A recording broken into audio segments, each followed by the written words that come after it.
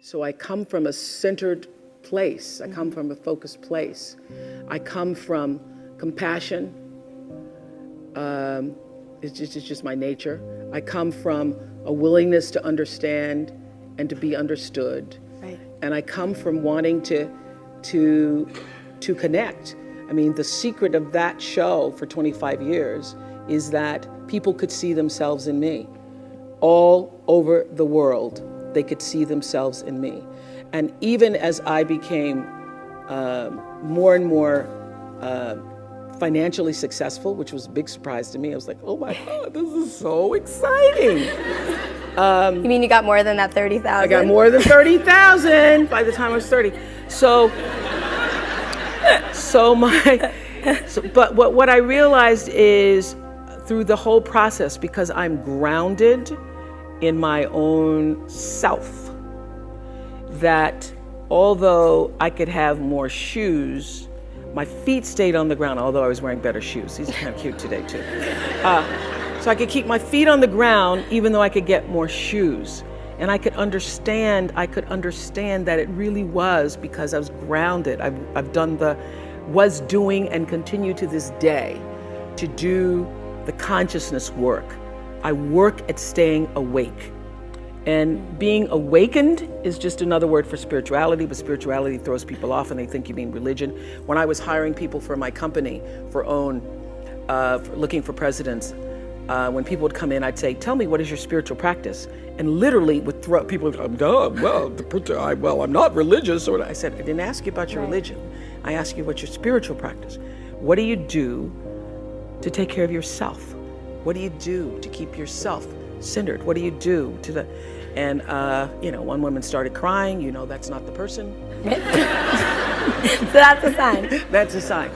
So to answer your question, everything is fueled that comes from me really wanting to be a better person on earth. And this is what I know to be true.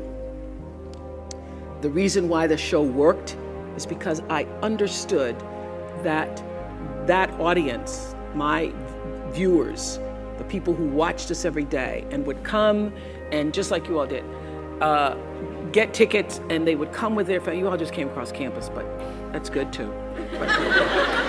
But people would come from all over the world just to be there with their aunts and their mothers, and they'd come with their cousins, and there'd be a few men in there going, what the hell? How did I do this? Or saying, well, I went to Oprah with you. I went to Oprah. And I'll at least give me clear for 3 or 4 weeks. I went to Oprah with you. I had such regard for that. And I just had a conversation with John Mackey, who runs Whole Foods, and has written this fabulous book, you should get it, called Conscious Capitalism.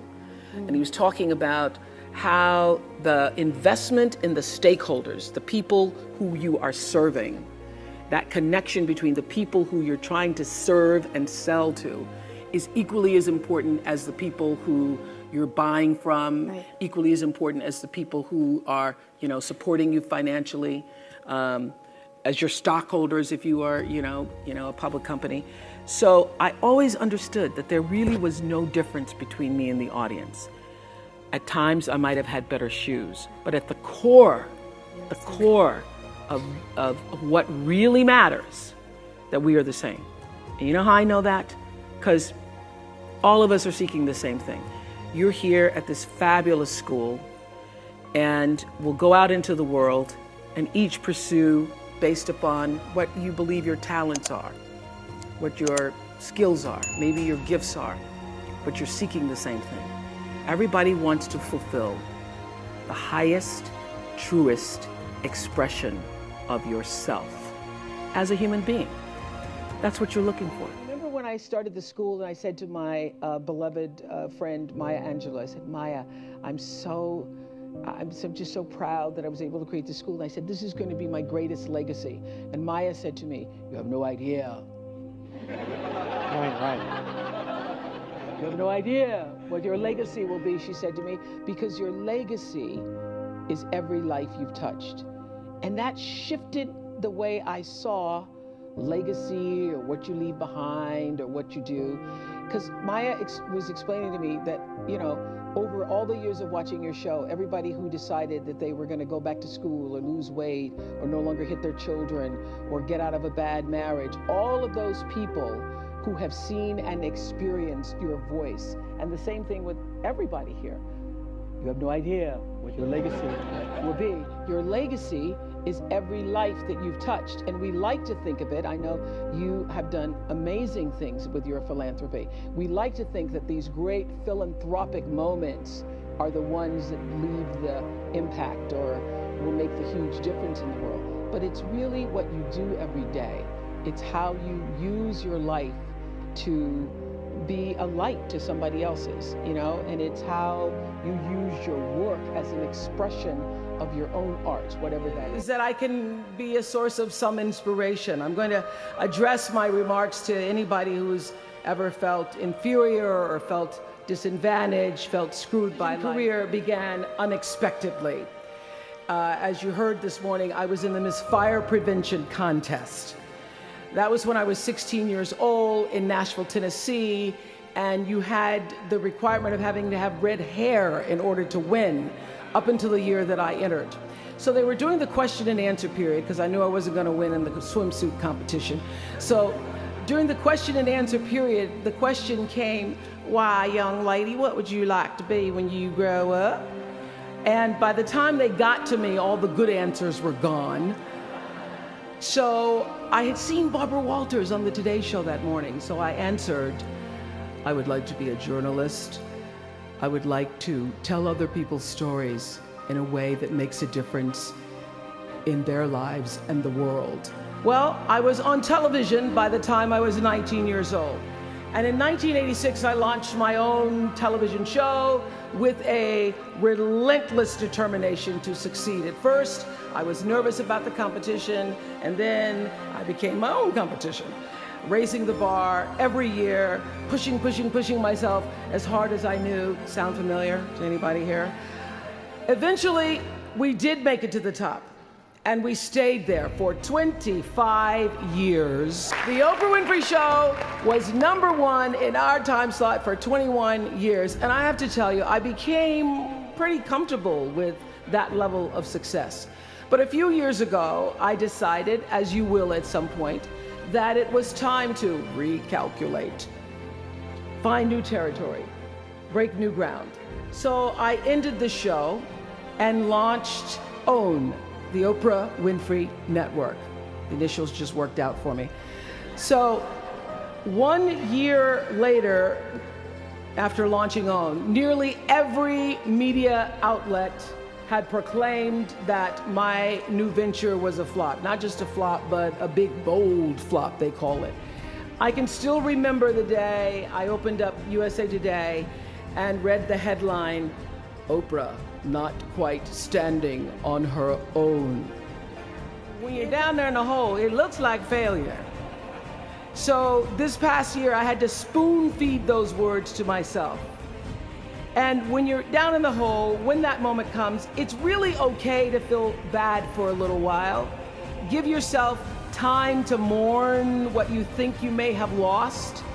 But then, here's the key.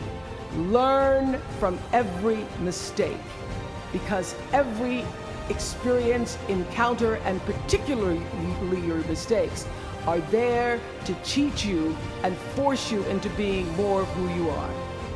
And then figure out what is the next right move. And the key to life is to develop an internal, moral, emotional GPS that can tell you which way to go. But the challenge of life, I have found, is to build a resume that doesn't simply tell a story about what you want to be, but it's a story about who you want to be. It's a resume that doesn't just tell a story about what you want to accomplish, but why. A story that's not just a collection of titles and positions, but a story that's really about your purpose. Because when you inevitably stumble and find yourself stuck in a hole, that is the story that will get you out. What is your true calling? What is your dharma? What is your purpose? For me, that discovery came in 1994 when I interviewed a little girl who had decided to collect pocket change in order to help other people in need. She raised $1,000 all by herself, and I thought, well, if that little 9-year-old girl with a bucket and a big heart could do that, I wonder what I could do. So I asked for our viewers to take up their own change collection, and in 1 month, just from pennies and nickels and dimes, we raised more than $3 million that we used to send one student from every state in the United States to college.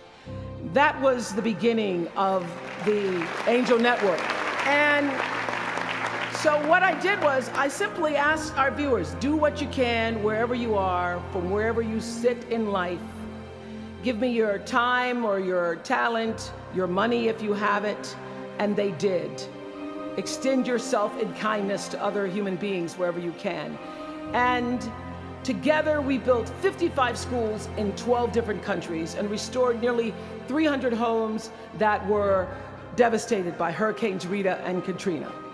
So the Angel Network, I've been on the air for a long time, but it was the Angel Network that actually focused my internal GPS.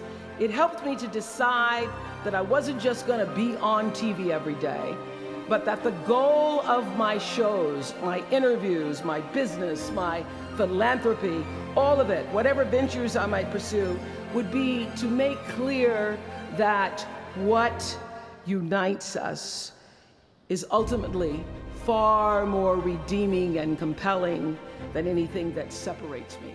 Because what had become clear to me, and I want you to know, it isn't always clear in the beginning, because as I said, I've been on television since I was 19 years old. But around 94, I got really clear. So don't expect the clarity to come all at once, to know your purpose right away. But what became clear to me was that I was here on earth to use television and not be used by it, to use television to illuminate the transcendent power of our better angels. So this Angel Network, it didn't just change the lives of those who were helped, but the lives of those who also did the helping. It reminded us that no matter who we are, or what we look like, or what we may believe, it is both possible and, more importantly, it becomes powerful to come together in common purpose and common effort. I saw something on the Bill Maher show recently that so reminded me of this point. It was an interview with David and Francine Wheeler. They lost their 7-year-old son, Ben, in the Sandy Hook tragedy. And even though gun safety legislation to strengthen background checks had just been voted down in Congress at the time that they were doing this interview, they talked about how they refused to be discouraged. Francine said this. She said, "Our hearts are broken, but our spirits are not.